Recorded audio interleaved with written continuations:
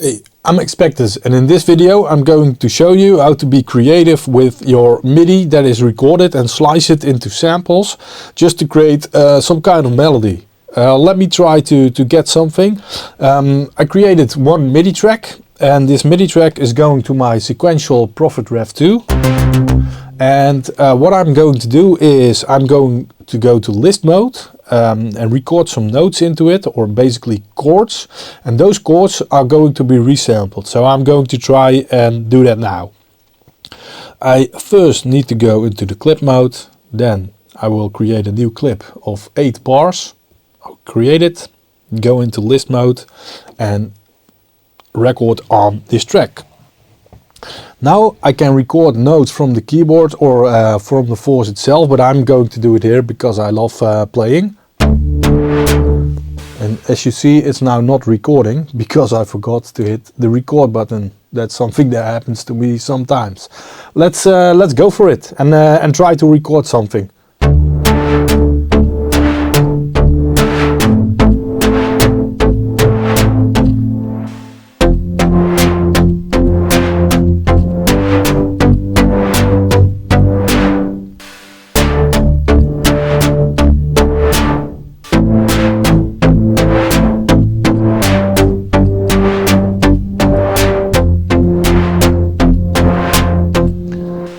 I really like this, so I think it's enough for now. And let's stop it, look in the clip. What do we have? We have 4 bars. And let's play it. Let's listen what happens.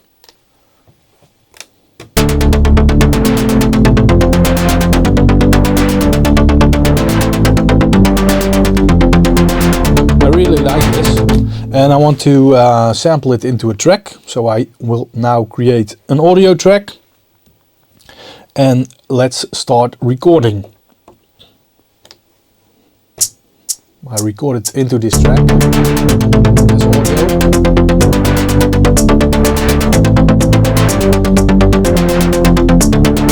I think my quantization is set to 8 for the length. So now I have this as audio, and listen what it sounds like. This is the audio from the Force.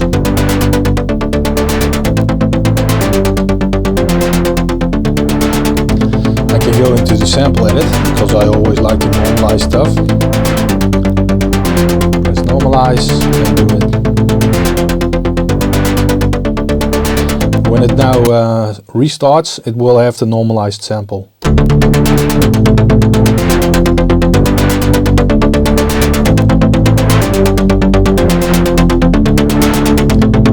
You hear it's stereo and it does some things with LFO, so yeah, the cutoff, some noise, all kinds of things are making this sound very dynamic. And now I want to go and put that into a key group and see what we can do with it. I'm sorry, in a drum group I meant. So we go and create a drum track. Then I will go into the edit of the drum track. We go to note mode because basically I want to load it in here. Wait, there is even a better way I'm now thinking of. Let me go and try and do that. If we go into the sample edit, you have this process of trimming and chopping. If we go into the chop mode, as you can see here, you can just put in the BPM in here, and if you do it like this and you press the top icon here with the little arrows, you can play the individual slices that you have created. And you can see what it says here in the bottom. It says chop to 1 bars and 4 beats, but I think it's more. Like, let's see if 2 is better. This is what I want. Because if we chop it like this, we can play random slices. So I don't know exactly the chords that I played, but if it is in here, I can just go and have fun with it.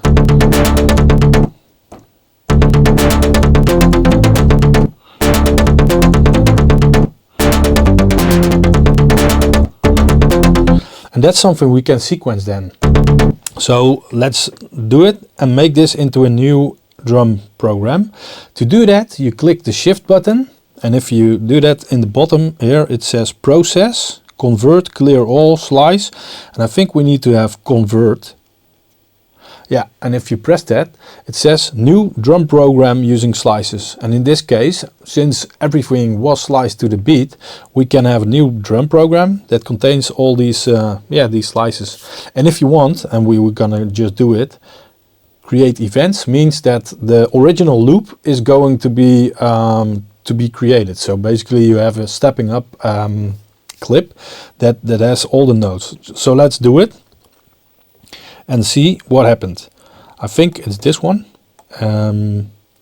Let's stop this one. Yeah, you hear that it is very fast, but as you can see, that's what I meant with the stepping. All these samples in the note mode reflect basically the pads over here. So that's the first one. And I do hear some ticking when the slice ends, but I think it's not really a problem, because what we can do to prevent that clicking, this is a really nice trick, we can press shift and clip.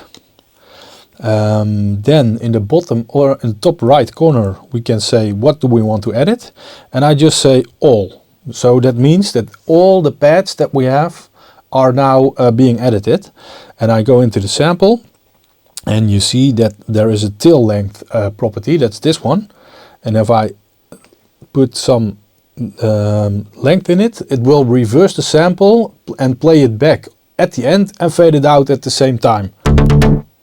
Let me exaggerate it so you can hear what I mean. That.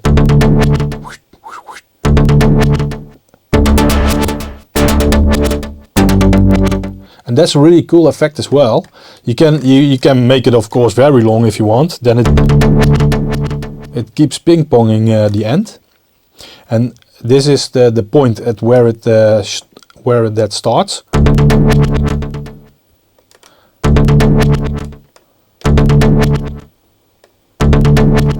And now I have a really nice sample that I can play with, and even put that into the step sequencer if I want. So.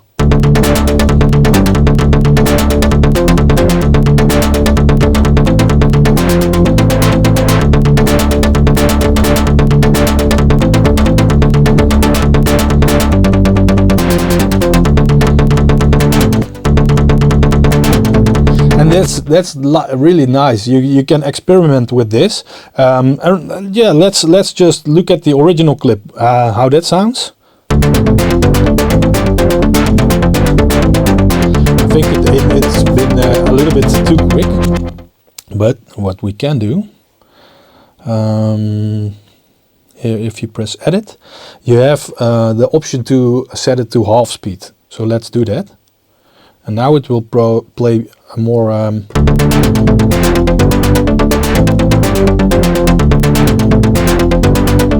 this is more like it used to be.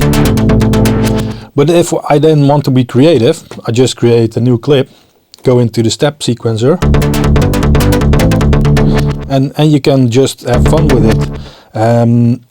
Especially if you go into the step sequencer a few times, you have this option called lanes. And lanes basically means you can insert chords and stuff if you want. So I don't know if this is, yeah, this is the bottom pad. Let's just play it and make this clip a little bit shorter. For now I might make it only 1 bar, and let's launch it. And then you can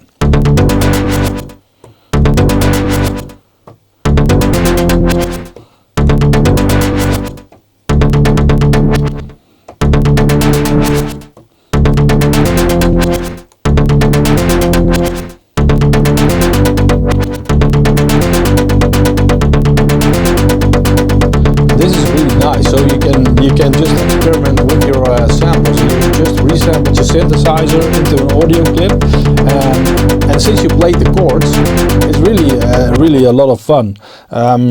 Also, a good option is to just record it. Why not? Let's go into Note, and then I will just something like that.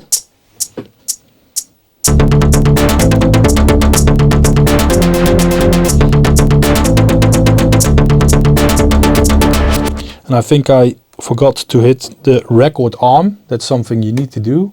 That's yeah, here on the bottom. So it didn't record my my clip, but let's do it again.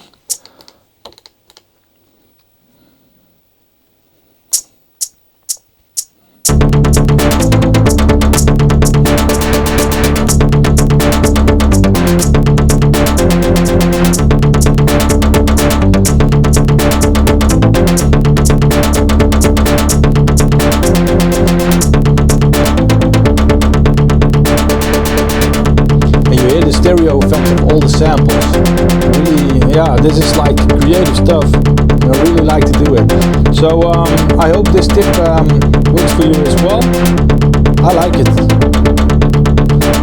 If you also like it, please hit the subscribe button and hit the like button. See you in the next video.